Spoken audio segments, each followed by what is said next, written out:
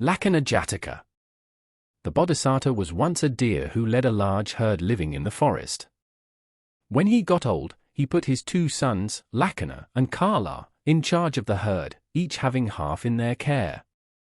During the crop season, people set many traps around their fields to kill animals that came to eat, and many deer died.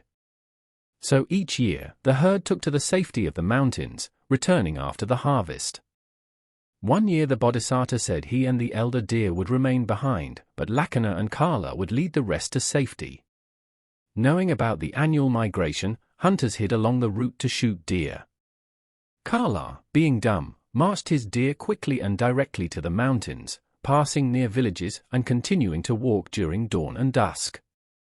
Most of his deer were killed. Wise Lakkhana, on the other hand, stayed far from villages and traveled only in the dead of night. He arrived at the mountains without losing a single deer.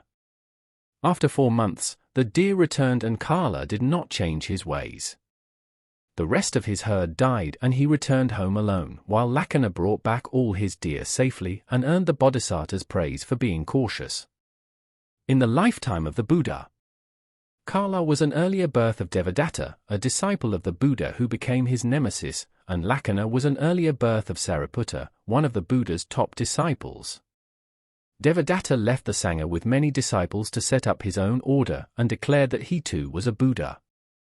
The real Buddha sent Sariputta and Moggallana, another of his top disciples, to preach to those who departed, and during the night, after hearing Sariputta speak, they left Devadatta and returned to the Buddha's fold.